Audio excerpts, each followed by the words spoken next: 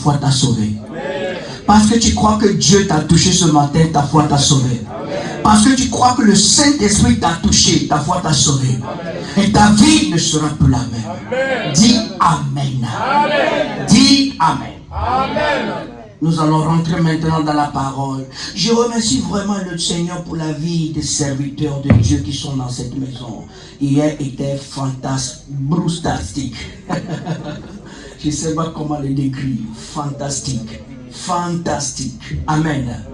It is fantastic. Yesterday, it was so powerful. C'était puissant, vraiment. L'accord. Il y a l'union, il y a l'onction dans l'accord. Amen. Et c'est la dimension que Dieu veut que nous rentrons. Lorsque nous sommes en accord, bien-aimés, tout est possible. Mais si nous sommes désaccord, rien ne marche. Amen. Ah, j'aime beaucoup ces deux serviteurs. Hier, c'était puissant. Le message était puissant. L'enseignement, c'est un enseignement puissant qui nous ouvre les yeux. Comment adorer le Seigneur. Amen. Que le Seigneur vous bénisse, mes frères. Que le Seigneur vous bénisse. Que le Seigneur vous bénisse. Qu'au travers de vous, que l'Église, la vie spirituelle de l'Église change. Que nos vies changent. Ce sont des instruments que le Seigneur a utilisés et il utilise et utilisera pour la gloire de son nom. Et je remercie aussi GDM, que le Seigneur vous bénisse, GDM. Est-ce que tu peux acclamer pour toi-même, pour toi? Ça c'est pour toi. Ça c'est pour toi. Oh, tu peux bien le faire pour toi. Tu peux bien le faire pour toi. Tu le mérites, vous le méritez. Que le Seigneur vous bénisse. L'organisation, la consécration, le dévouement et l'amour. Que le Seigneur vous bénisse. Continuons comme ça et nous verrons la gloire de Dieu chaque jour sur nos vies. Prenons la parole. Père, nous te bénissons pour ta parole. Ta parole est l'eau vive qui coule sur nos âmes, qui nous donne la vie, le salut. Tu es la parole et tu t'es manifesté en chair. Parce qu'au commencement était la parole. La parole était avec Dieu. La parole s'est manifestée en chair. Et parmi nous, nous avons vu la parole. Et nous avons vu la démonstration de la parole, qui est Jésus, qui nous a donné la vie, Zoé. Père, encore ce matin, libère ta parole. Ouvre nos yeux et nos entendements. Pour que nos vies, après ce message, changent de gloire en gloire. Au nom de Jésus, nous avons prié. Amen. Hier, le serviteur de Dieu a prêché une partie de mon message. J'aime tellement cela. Quand je veux prêcher, je me prépare et que j'écoute que mon message que je suis en train de préparer est déjà prêché. Je l'aime tellement. Ça veut dire que c'est une confirmation que mon message vient de Dieu. Amen. Et chaque temps que je vais prêcher, je prête toujours attention. Quelqu'un qui prêche avant moi, je vais écouter si il est en esprit ou pas. L'homme de Dieu est vraiment en esprit. Amen. Il a prêché mon message, une partie hier. Ce matin, nous sommes en train de traiter un thème qui nous parle de prix à payer pour un nouveau ciel. Mais je ne sais pas ce que je vais dire ce matin. Je ne sais pas encore. Parce que lorsque je suis en train d'étudier et je suis en train de mémoriser la parole de Dieu, le Saint-Esprit a mis sur mon cœur une parole à édifier l'Église. Alors, nous allons prendre la Bible. Vite. Je vais poser une question d'abord à tout le monde, à toute l'Église de me répondre. Parce qu'aujourd'hui, on va aller vite. Jésus est mort à la croix, n'est-ce pas? Sois avec moi maintenant. Tout le monde me regarde. Maintenant, je suis le boss. Tu le veux ou pas? C'est moi le boss maintenant. J'ai besoin de ton attention. Amen. Jésus a été crucifié à la croix. Il a payé le prix pour nos péchés. N'est-ce pas? Vrai ou faux? Donc, c'est-à-dire que Jésus a payé le prix pour tout péché. Vrai ou faux? Vrai ou faux? les lecteurs de la Bible. C'est-à-dire que Jésus a été cloué à la croix, son sang a coulé. Le sang qui a coulé a payé le prix pour tout péché. Vrai ou faux? Hein? Vrai? Moi je dis c'est faux. Moi je dis c'est faux. La question est que Jésus mourant à la croix, versant son sang pour nous. La Bible nous dit, le prix, il a payé le prix pour nos péchés. Et son sang qui nous lave de tout péché. Vrai ou faux? Donc ça dit que tout péché que je commets, le sang de Jésus est capable de me pardonner. Vrai ou faux? Vrai ou faux? Moi je dis que c'est non. Non, parce que le péché qui touche les corps, les Saint-Esprit. Parlez. Le péché qui touche le Saint-Esprit qui n'est pas pardonné. Quoi? Blasphémer Le blasphème contre le Saint-Esprit ne sera pas comment? Pardonné. Dans ce siècle, dans ce siècle et le siècle à venir. Donc ce matin, le Saint-Esprit m'a dit de faire comprendre à l'Église que le sang de Jésus qui a coulé à la croix de Golgotha n'a pas pardonné tous les péchés. Parce qu'il y a un péché qui est impardonnable. Et l'ennemi est en train de jouer avec nous. Parce que les chrétiens n'ont pas compris qu'il y a un péché impardonnable. Alors l'ennemi est en train de nous pousser à tomber dans ce péché qui est impardonnable dans ce siècle et le siècle à venir. C'est-à-dire que si Dieu dit qu'il ne te pardonne pas, c'est-à-dire que tu es condamné à l'enfer. Vrai ou faux? Alright, let's go to the Bible. Allons dans la Bible. Prenons le livre de Marc, chapitre 3, verset 29. Tabitha, quelqu'un aussi prend Luc 12, le verset 20. Quelqu'un aussi prend Matthieu 12, 31 à 32. Vite. Lorsque Tabitha finit de lire, quelqu'un prend Luc 12, verset 10. D'autres personnes prennent Matthieu 12, 31, 32. Je lis la parole de Dieu. Marc 3, verset 29. Mais quiconque blasphémera contre le Saint-Esprit n'obtiendra jamais de pardon. Il est coupable d'un péché éternel. Un péché comment? Éternel. Toute personne. Hey, c'est grave alors. Toute personne qui pêche contre le Saint-Esprit, ce péché est appelé blasphème. Alors, ne sera pas pardonné. Donc si Dieu te se pardonne, ce péché n'est pas pardonné, c'est-à-dire que le Père, je peux insulter Dieu. Je peux blasphémer contre Dieu. Je peux blasphémer contre Jésus. Je peux dire tout sur Jésus, tout sur Dieu. Et lorsque je décide, je prie, je réponds, le Seigneur me pardonne. Mais le Saint-Esprit, lorsque tu blasphèmes le Saint-Esprit, c'est un péché impardonnable. Donc l'église doit faire beaucoup attention. C'est un message que nous devons entendre. Donc, deuxième verset, qui est là? 12, verset 10. Luc 12, verset 10, je lis la parole de Dieu. Toute personne qui dira une parole contre le Fils de l'homme, celui-là sera pardonné. Il sera comment? Pardonné. Mais celui qui aura blasphémé contre le Saint-Esprit, le pardon ne le sera pas accordé. Le pardon ne le sera pas accordé. Troisième verset, Matthieu 12, 31, 32. C'est pourquoi je vous dis, tout péché et tout blasphème sera pardonné aux hommes. Mais le blasphème contre l'Esprit ne sera point pardonné. Ok, ces trois versets nous disent la même chose, n'est-ce pas? Donc, c'est-à-dire que si je suis là à insulter Dieu, à blasphémer Dieu, je ne crois pas en ce Dieu, vos dieux là c'est un faux Dieu, vos dieux là c'est un faux, votre Jésus là c'est un faux Jésus, je ne le crois pas. La Bible dit, le moment que je reconnais et je viens demander pardon, le Père, le Fils me pardonne. Mais le moment que je dis au Saint-Esprit, il est faux, c'est fake. Le moment que je dis à un homme de Dieu que cet homme de Dieu il est fake, automatiquement tu as péché. Un péché grave. Très grave.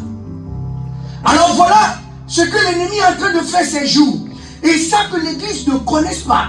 qu'il y a un péché qui est impardonnable, nous sommes ignorants de ce péché, alors il y a des buzz maintenant sur l'internet. Les gens écrivent n'importe quoi. Ce sont des stratégies de l'ennemi.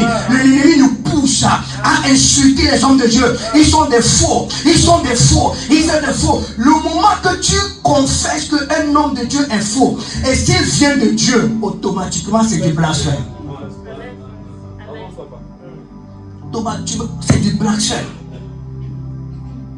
C'est-à-dire, un homme de Dieu est faux ou pas, ce n'est pas ton histoire. Ce n'est pas ton business. Il utilise du gris-gris ou pas, ce n'est pas ton problème. La Bible dit nous les reconnaîtrons par le fruit. Mais par le fruit, des fois, un homme de Dieu peut avoir sa faiblesse. Hello? Un homme de Dieu, il peut aller coucher avec une femme. Et lorsqu'il quitte le lit, il vient et prend le micro, il y aura des miracles. La gloire descend. Dieu fait son travail. Ça ne fait pas de lui un faux, mais il a une faiblesse. Est-ce qu'on est ensemble?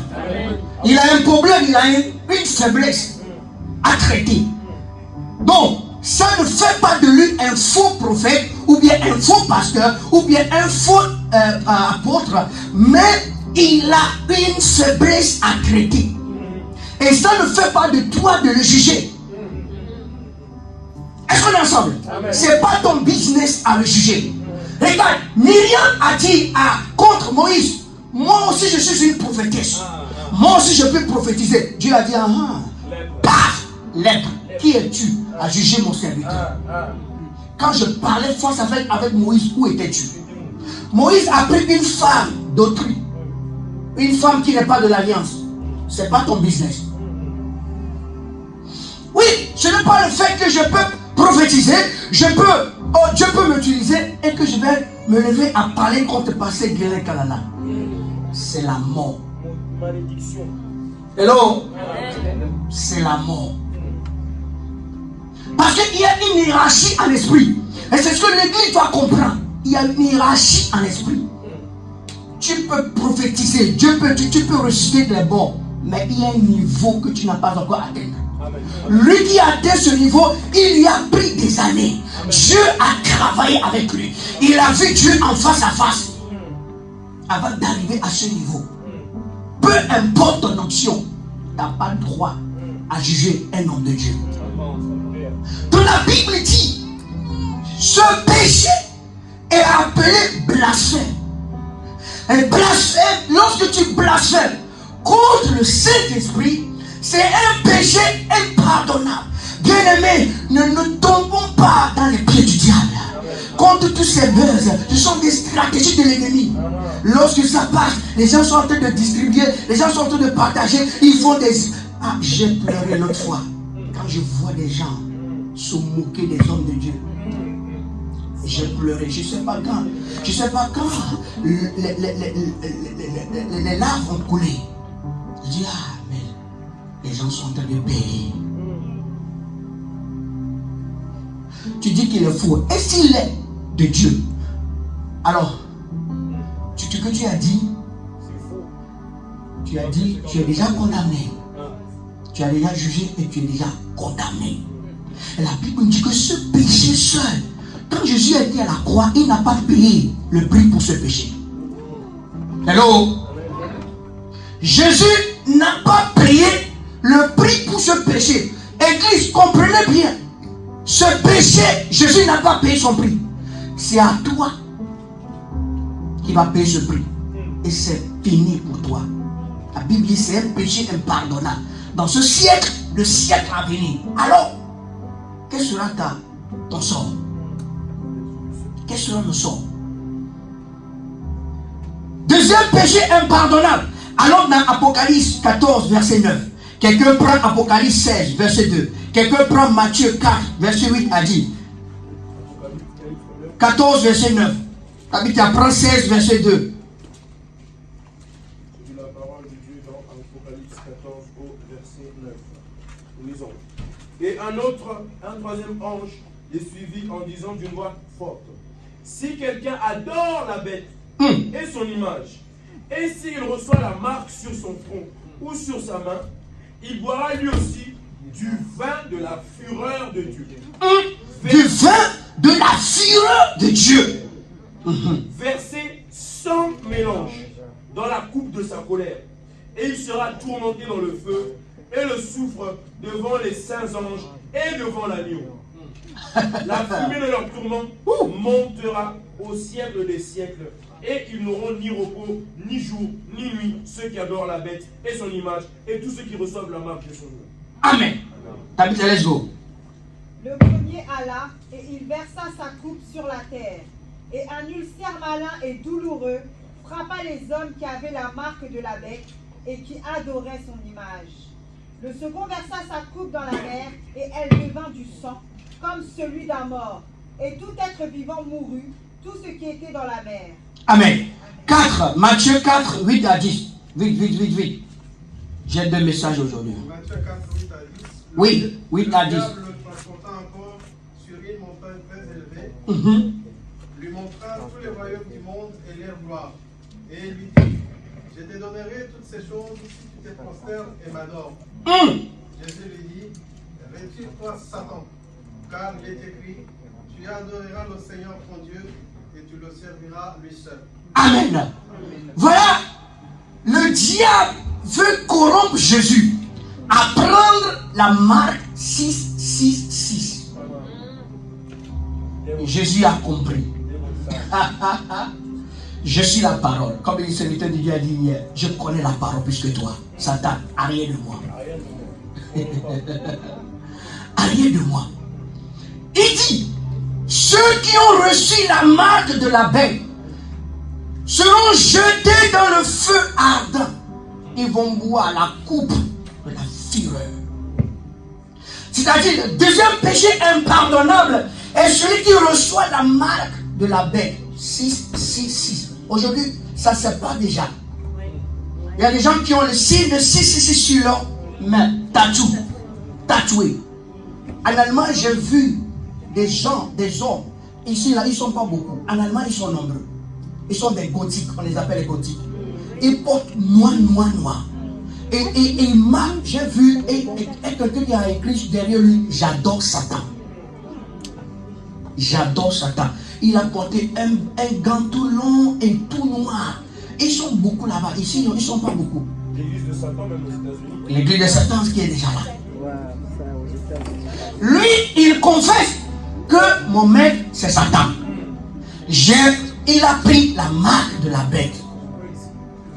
Vous voyez, ces grands stars, ils ont pris, vous voyez, dans leur rythme, dans leur chant, ils blasphèment contre Dieu.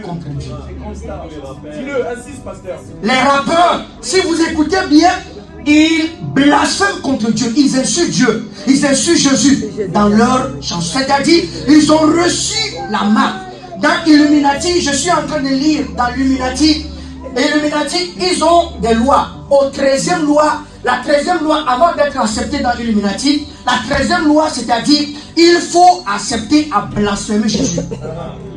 C'est la loi 13. Lorsque tu acceptes à blasphémer Jésus, alors il te donne tout ce que tu as besoin. Donc, c'est-à-dire que toi, tu dois nier, tu dois blasphémer Dieu. Et la Bible dit le deuxième péché impardonnable que Jésus n'a pas payé, même si tu te répands, c'est un péché qui n'est pas pardonnable. Et que tu as reçu la marque de la bête. Et tu t'es engenouillé et tu as adoré là. Jésus a dit, on adore le Père que le Père seulement. Alors Satan arrière. Si c'est que Jésus s'est prosterné, et là, le Satan, il lui a montré le monde, la beauté du monde, la richesse, il lui a montré tout. C'est ce qu'ils font. Le diable leur montre tout. Vous aurez des maisons, vous aurez tout. Tout. Seulement une chose, il faut nier, il faut blasphémer contre Dieu. Et on leur donne la marque. Il reçoit la marque de la bête. Et lorsqu'il reçoit la marque de la bête, c'est seulement à blasphémer contre Dieu. Deuxième péché impardonnable. Amen. Bien aimé, aujourd'hui, l'église, nous devons faire beaucoup attention à tout ce que nous voyons sur les réseaux sociaux. Nous devons faire beaucoup attention de ne pas faire partie. parce que ce sont des stratégies du diable. Le diable a vu comment l'église est aveuglée. Il y a des péchés impardonnables. Si tu blasphèmes contre le Saint-Esprit, c'est fini. Je vais rentrer dans mon message, deuxième message maintenant. Allons dans le livre des Actes, chapitre 8. On y va, t'habites avec. Actes, chapitre 8, à partir du verset 25 à 40. Le message de maman, de l'autre côté, de dimanche passé, était puissant. Maman, il respect physique. Je vais te laisser là, maman. Tu vas continuer physiquement. Moi, je vais aller spirituellement. Maman, il nous a bien boosté notre foi physiquement. Lève-toi, osez. Mais moi, je vais aller spirituellement. On y va. Après avoir rendu témoignage à la parole du Seigneur et après l'avoir prêché, Pierre et Jean retournèrent à Jérusalem en annonçant la bonne nouvelle dans plusieurs villages des Samaritains. Un ange du Seigneur s'adressant à Philippe lui dit. Un ange du Seigneur s'adressant à Philippe en lui disant, comment il s'est adressé physiquement, n'est-ce pas? Est-ce qu'on est ensemble? Donc, je dis, nous devons, bien aimés, comprendre la dimension surnaturelle de notre Dieu. Amen. Que notre Dieu n'a pas changé. Amen. Est-ce qu'on est ensemble? Amen. Donc, c'est-à-dire, aujourd'hui, c'est possible pour qu'un ange m'apparaisse. Ça doit être normal, une obligation qu'un ange me visite. Amen. Amen. Je vois un ange qui me parle, un ange qui me donne des instructions. Lorsqu'un homme de Dieu dit j'ai vu un ange, on dit blasphème. Qu'est-ce qu'il est en train de dire? Est-ce que ce n'est pas été fait dans la Bible? Ton Dieu a changé, notre Dieu n'a pas changé. Il ne changera pas. Continue. Lève-toi et va du côté du midi. Écoute bien l'instruction de l'ange. Lève-toi, homme de Dieu, lève-toi. Va au côté du midi, vas-y. Sur le chemin qui descend de Jérusalem à Gaza, celui qui est désert. Il se leva et partit. Et voici un Éthiopien, un eunuque, ministre de Candace, reine d'Éthiopie, et surintendant de tous ses trésors, venu à Jérusalem pour adorer, s'en retournait assis sur son char et lisait le prophète Ésaïe. L'Esprit dit à Philippe, avance et approche-toi de ce char. Philippe accourut et entendit l'Éthiopien qui lisait le prophète Ésaïe. Il lui dit, comprends-tu ce que tu lis? Il répondit, comment le pourrais-je si quelqu'un ne me guide? Comment le pourrais-je si quelqu'un ne me guide? Comprends-tu ta situation? Ça va. La situation que tu es en train de traverser, que tu pleures jour et nuit, comprends-tu? Understand it. What that goes there. Understand what you are going through. Tu comprends ce que tu traverses? Est-ce que tu comprends ta situation? Tu es en train de pleurer jour et nuit. Tu pleures. Pourquoi? Je suis en train de traverser ces situations. On fait les allers-retours chaque jour sans se poser des questions. Alors celui qui cherche, trouve. N'est-ce pas? Cet homme est un Éthiopien, c'est un Africain. Et regarde bien très bien. Cet homme voyage de l'Éthiopie jusqu'à Jérusalem. Ça fait 3000 km. Avec son char, sa voiture à l'époque. Et pour arriver à Jérusalem, il faut 82 à 85 heures. Pour aller adorer Dieu. Alors il quittait Éthiopie jusqu'à Jérusalem. Arrivé à Jérusalem, il n'est pas permis aussi de rentrer dans la congrégation. Parce que c'est un eunuque. Un eunuque, c'est un homme qui est castré, privé de la reproduction. Un homme qui n'a pas de sentiments sexuels. Alors, à l'Israël, c'est un homme considéré un homme qui n'est pas digne de rentrer dans la congrégation. Mais cet homme, c'est un ministre des Finances pour la reine Éthiopie. C'est une personne à la hauteur. C'est elle qui prend Quand la reine veut se doucher, c'est elle qui s'en charge de tout. Un homme, un vrai homme, doucher une femme, ça va se coller comment? Qu'est-ce qui va se passer? C'est de l'aimant. Est-ce qu'on est ensemble? Un vrai homme dans ses sentiments prend pour toucher une femme. C'est impossible. Il y aura des sentiments, des vibrations terribles. Mais là, pour permettre à ce taux de bien gérer sa fonction, il est obligé d'être opéré, de prendre l'homme en lui. Il n'est plus l'homme. Cet organe est mort. Alors il peut jouer bien son fonction. C'est lui qui s'en charge de toutes les hautes fonctions de la reine. Donc il a une réputation. Malgré sa réputation en tant que ministre, malgré la distance, il dit je vais adorer Dieu. D'Éthiopie jusqu'à Jérusalem, 92 à 85 heures de voyage. Peu importe, je le ferai.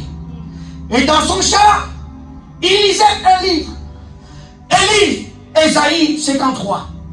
Voici qui parle de l'agneau de Dieu. Comment il s'est humilié jusqu'à la mort. Il est devant ceux qui le tombent. Comme un animal qui ne peut pas ouvrir sa bouche. Il n'a pas de mots.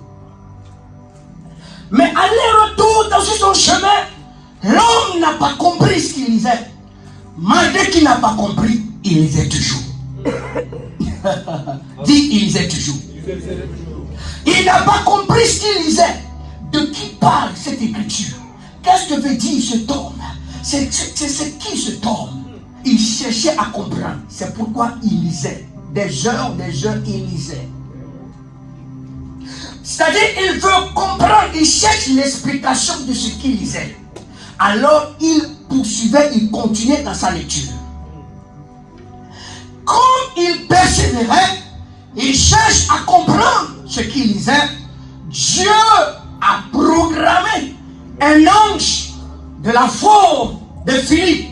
Philippe était un prophète, était un diacre à l'époque, mais à cause de son évangélisation, Dieu l'utilisait puissamment et il est devenu évangéliste. C'est-à-dire la route dont l'ange le décrivait, il connaissait bien sa route. Parce qu'il évangélisait, il passait par toutes ces routes pour évangéliser. Donc il connaissait bien la route. Alors la Bible dit, Dieu, l'ange de Dieu, comme tu es en train de chercher, Dieu t'enverra un ange pour t'apporter l'explication. Dis bien Amen. Amen. Eden, tu es béni. Tu es béni. Tu es un enfant béni. Il cherchait à comprendre. Tu ne dois pas se taire. Tu dois fouiller ce que je suis en train de chercher, ce que je suis en train de traverser. Ça ne me plaît pas. Cette situation doit être changée. Alors tu dois chercher jour et nuit. Dans la prière, dans la persévération, tu dois persévérer, tu dois chercher à comprendre ta situation. L'homme lisait, il lisait, il lisait, il lisait. Tout son voyage, il lisait, il lisait, il lisait. Comme Dieu a vu son effort depuis Éthiopie jusqu'à Jérusalem, Dieu a dit cet homme a besoin de l'explication. Même dans la congrégation, l'église, il ne pouvait même pas rentrer pour écouter la parole. Il devait rester dehors pour écouter la parole de Dieu. Dieu a vu son effort. Il a dit non, je t'apporte de l'aide. Voyant ton effort. Moi, je fais la route chaque jour, 3 jours. Hier, presque, je suis arrivé presque à minuit à la maison.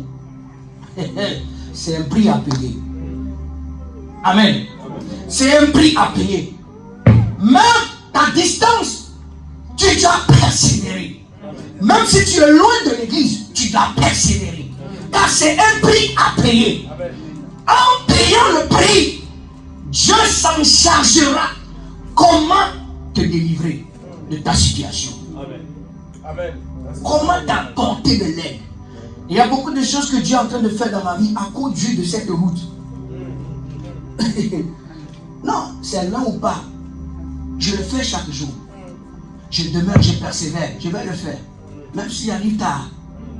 Chaque jour, on m'appelle. Tu es où? Tu es où? Papa, tu es où? Tu es arrivé où? Je dis, j'arrive. Je suis ici, je suis ici. Je dois payer le prix. Celui qui ne paie pas le prix ne verra pas la gloire de Dieu. Malgré tes fatigues, tu dois payer le prix. Amen. Il y a un prix à payer, bien aimé. Ça ne se donne pas comme ça. Dieu a regardé cet homme, comment il est dévoué d'aller seulement à l'église. Il te faut 82, 85 heures pour arriver à l'église. Combien de jours? 4 heures, 3 jours, 3 jours et demi pour arriver à l'église. Nous on a fait 2 heures de trajet, de 2 heures on se plaint. On se plaint. 1 heure c'est déjà on se plaint. Mais pour aller au travail, si c'est 3 heures, on y va. On est là même avant l'heure. À 4 heures, tu t'es déjà préparé. Mais quand il s'agit de Dieu, il y a des plaintes. Bien aimé, Dieu veut voir ton dévouement. Il veut que tu paies le prix. Avant de t'apporter la délivrance, avant de te bénir, tu dois payer le prix. Nos pères ont payé le prix. Pour la parole de Jésus, nos pères ont payé le prix. Pour nous. Je me souviens bien comment mon père, on allait dans un village prêcher, on marchait à pied. Lorsqu'on rentre de ce village, mes pieds gonflaient. Tu dis la vérité, c'est tellement loin. Ça allait prêcher, évangéliser les gens. Je dois suivre mon père, Kaya. À l'époque, il n'y avait pas de voiture. Hein. Celui qui a la voiture à l'époque, là, c'est un riche. C'est un riche. En Afrique, celui qui a la voiture à l'époque, c'est un riche. Soit tu vas à vélo, bien tu vas à pied. C'est un voyage. Aller seulement évangéliser un village, on va à pied. Arriver là, les gens, lorsqu'on leur prêche la parole, ils nous donnent à manger. Lorsqu'ils nous donnent à manger, on retourne. C'est-à-dire qu'on fait une journée pour l'évangélisation.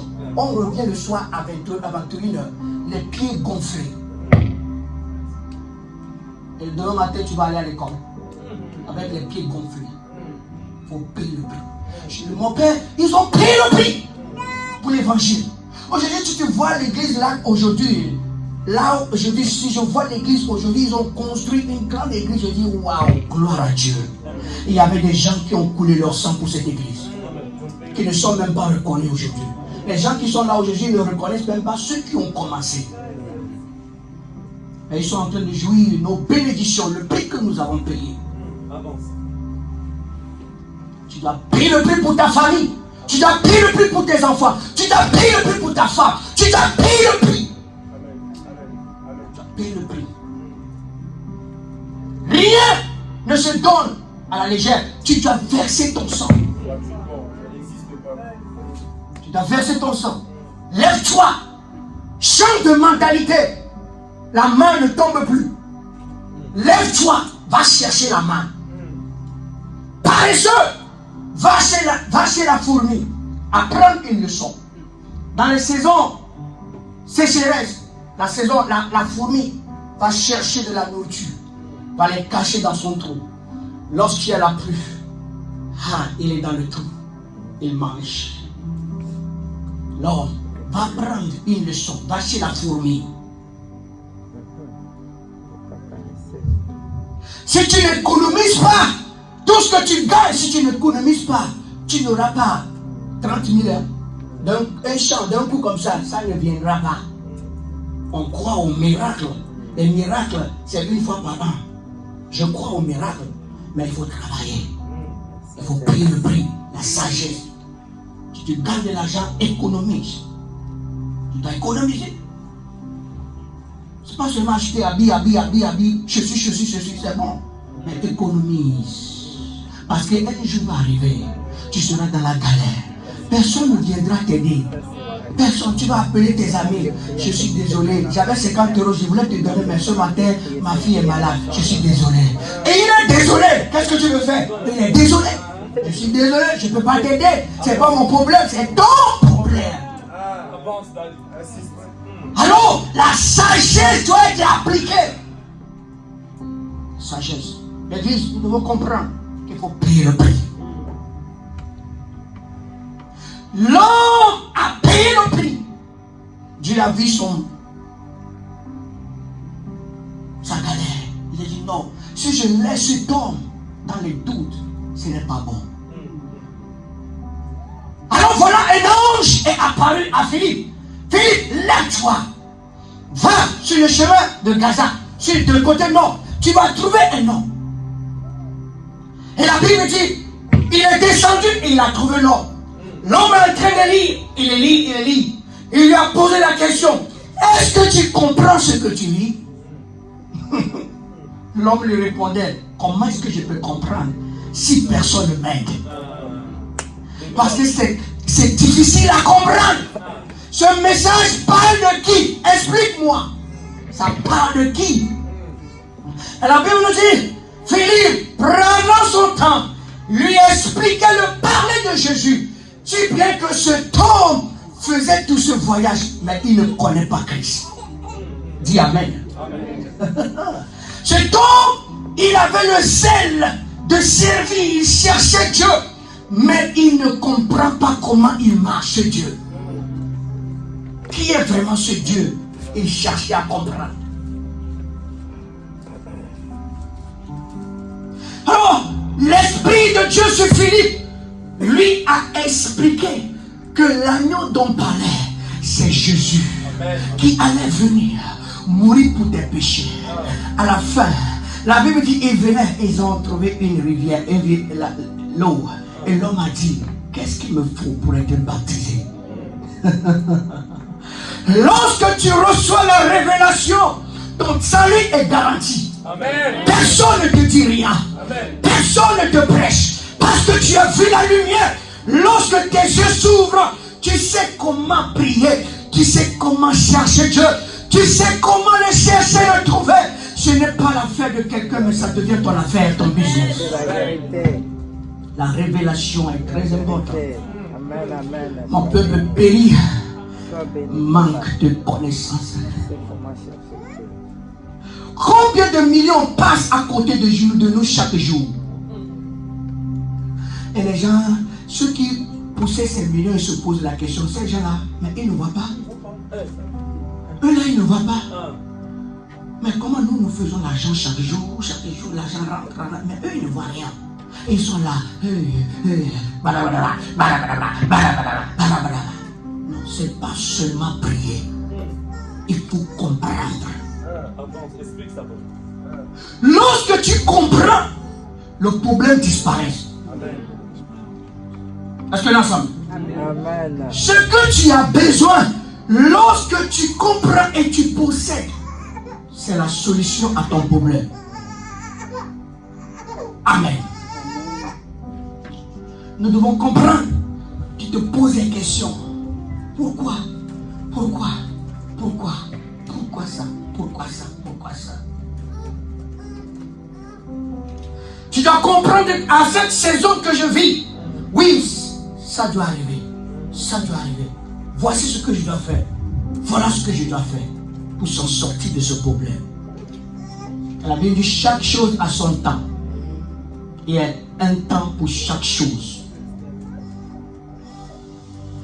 Prenons le livre de Luc 24. On lit à partir du verset 13. À partir de 13. Nous avons la parole de Dieu dans Luc 24, à partir du verset 13. Ce même jour, 2 disciples se rendaient à un village appelé Emmaüs, éloigné de Jérusalem d'une douzaine de kilomètres. Ils discutaient ensemble de tout ce qui s'était passé. Pendant qu'ils parlaient et discutaient, Jésus lui-même s'approcha d'eux et fit route avec eux. Mais leurs yeux étaient fermés et leur empêchaient de le reconnaître. Leurs yeux étaient comment? Fermés. Ils marchaient avec Jésus, mais les yeux fermés, aveuglés. Continue. Il dit, de quoi parlez-vous en marchant pour avoir l'air si triste? L'un d'eux, dénommé Cléopas, lui répondit, es-tu le seul à Jérusalem qui ne sache pas ce qui est arrivé ces jours-ci? Quoi, leur dit-il? Ils lui répondirent, ceux qui arrivaient à Jésus-Christ de Nazareth, qui était un prophète puissant en actes, en parole devant Dieu et devant tout le peuple. Et comment les chefs des prêtres, nos magistrats, l'ont fait crucifier. Nous espérons que serait lui qui délivrait Israël. Mais avec tout cela, voici déjà le 3e jour que ces événements se sont produits. Il est vrai que quelques femmes de notre groupe nous ont aussi beaucoup étonnés. Elles sont rendues de grand matin au tombeau et elles n'ont pas trouvé son corps. Elles sont venues dire que les anges lui sont apparus et ont annoncé qu'il est vivant. Quelques-uns des nôtres sont allés au tombeau et ils ont trouvé les choses comme les femmes l'avaient dit, mais ils ne l'ont point vu. Alors Jésus leur dit, hommes sans intelligence. Oh! Foolish people! You foolish people! Hommes sans intelligence! Vous devez comprendre ce qui se passe, mais vous n'avez pas compris. You are foolish! Tu deviens un fou quand tu manques de compréhension, de sagesse et de vision. Continue. Dont le cœur est lent à comprendre et à croire tout ce qu'ont dit les prophètes. Ne fallait-il pas que le Messie souffre de ces choses pour qu'il entre dans sa gloire? Puis, en commençant par les écrits de Moïse et en continuant par tous ceux des prophètes, il leur expliqua dans toutes les Écritures ce qui le concernait. Il leur a expliqué tout ce qui le concernait dans l'Écriture, mais ils ne voyaient pas. Oh! Jusqu'au point que Jésus a dit, oh, homme sans intelligence. Même par là, ils devaient comprendre que c'est qui cet homme.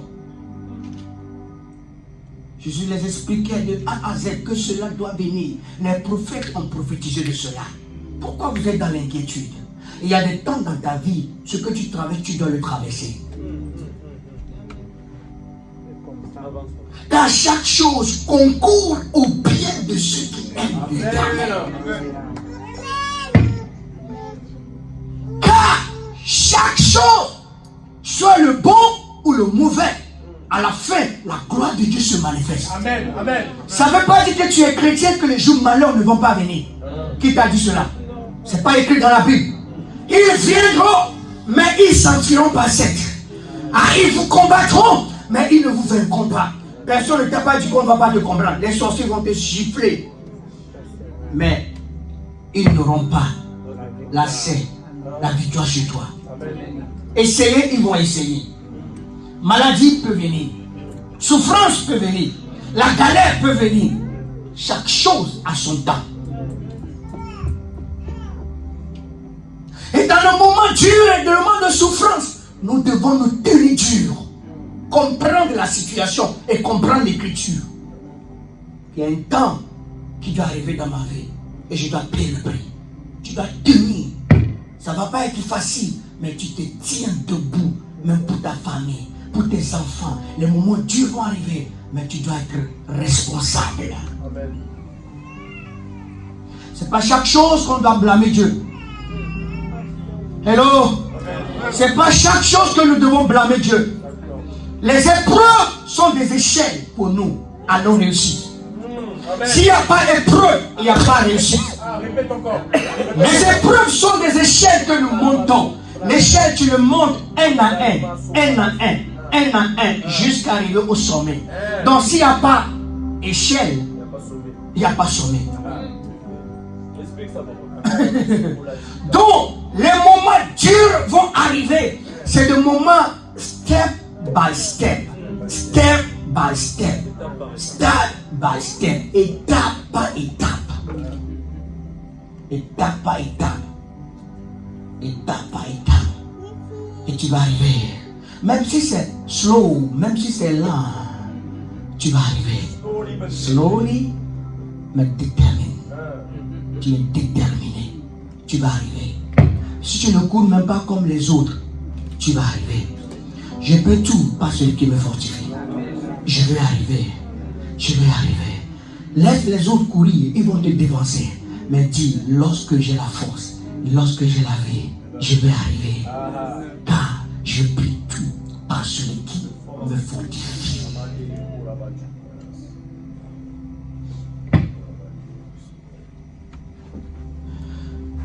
ont vu Jésus, mais ils ne l'ont pas reconnu.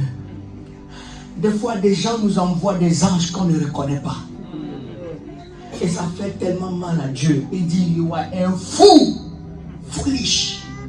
Je t'ai apporté de l'aide, tu es en train de crier, je t'apporte de l'aide, mais tu ne vois pas. Ah, que le Seigneur ouvre les yeux de nos entendements pour que nous voyions. Aujourd'hui, les anges viennent à travers ma soeur, à travers mon frère, à travers l'homme de Dieu. Ce n'est pas obligatoirement un prophète que tu dois chercher. Tu as un frère à côté de toi que Dieu peut utiliser. La délivrance, je le dis chaque temps, la délivrance, ce n'est pas que quand nous faisons des gymnastiques, nous tombons par terre. La délivrance, c'est seulement une compréhension. Une compréhension. Et lorsque tu comprends ta situation, les ténèbres disparaissent. C'est ça. Il ne faut pas se dire, démon, sort. Non. Lorsque tu reçois la parole est puissante en toi et travaille ta mentalité et change ta mentalité. La puissance de la parole est tellement puissante jusqu'au point de rentrer dans tes moelles, rentrer dans tes organes, qui circulent en toi, qui kick out tous les démons sans manifestation. Je reconnais vraiment l'onction qui est sur Maman Carole. Je sais de quoi je parle. J'étais dans un problème, ma situation était vraiment compliquée. Maman me parlait déjà, quand est-ce que tu vas te marier? Ah, tu dois me présenter quelqu'un. Je riais seulement. Ma situation était chaotique, compliquée. Je ne savais pas quoi faire. Je suis un homme qui priait, non? Je suis un homme qui jeûnait. Ce n'est pas les jeûnes et les prières. Il y a certaines choses, tu as besoin d'une parole. Une seule parole. Je jeûnais, je priais, je jeûnais, je priais. Je voyais les choses autrement. Jusqu'au jour, elle m'a fait asseoir. Il dit, assois-toi. Je dis, ah, maman, toi là, je dis que toi là, avec tes histoires. Elle a commencé. Je lui ai dit, ok, aujourd'hui, je vais te parler. J'ai libéré mon cœur. Fais ça. Le problème est résolu. Et je vous dis devant Dieu, le jour qu'elle m'a parlé, c'est comme une obscurité qui a quitté ma tête. Et automatiquement, j'ai commencé à réfléchir, mais c'est vrai, hein? Pourquoi je suis toujours célibataire? Pourquoi je suis célibataire? Je dois me marier. Parce que le mariage, la fin de mariage là, je me jouissais de mon célibat tellement que mes sandwichs là, les baguettes dures là, j'étais vraiment dans je sais préparer moi-même. Ah, mes pâtes là, si je me fais manger, hein, je sais tellement préparer moi-même. Je dis, mais j'ai pas besoin d'une femme. Je sais préparer moi-même. Si c'est manger là, ne vient même pas. Oh, demande ma femme. Ma femme va te dire, mais elle a de bonnes mains. Amen. Je sais préparer, mais elle a de bonnes mains. Jusqu'au moment que j'ai reçu la révélation de quoi faire dans cette situation. Le moment n'a pas duré. Quand j'ai pris l'engagement, j'ai trouvé ma femme. Parce que j'ai décidé maintenant, assez, c'est assez. Je dois quitter cet état. Ça ne me plaît pas. Elle a dit, tu peux être un homme de Dieu, tu peux avoir l'onction, mais quand tu n'as pas de femme, tu n'es pas respecté. Aujourd'hui, je suis respecté, non? Avant, passez Emmanuel, laisse-le. Lui là, laisse-le. Il sait seulement crier. Mais lorsque tu as une femme bien aimée, ce n'est plus le même niveau. Les choses changent. La vie avance facilement. Je disais, j'ai perdu du temps. J'ai perdu vraiment le temps. Waste of time, bien aimé, waste of time. Qu'est-ce que je faisais? Parce que je n'avais pas la lumière de comprendre la nécessité d'un mariage. Bien-aimé, l'ange que tu as besoin aujourd'hui est à côté de toi. Amen. Dis, tu es mon ange. Ta femme est ton ange. Ton mari est ton ange. Tes enfants sont ton ange. Ton ange est à côté de toi. Tu es mon ange. Si j'ai besoin de d'aide, Dieu va t'utiliser. Tu pas t'utiliser. Tu es mon ange. Tu es mon ange. On ne va pas chercher loin. Tu es mon ange. On ne va pas chercher loin. Tu es mon ange. Parce que Dieu a fait de toi un de mes soeurs.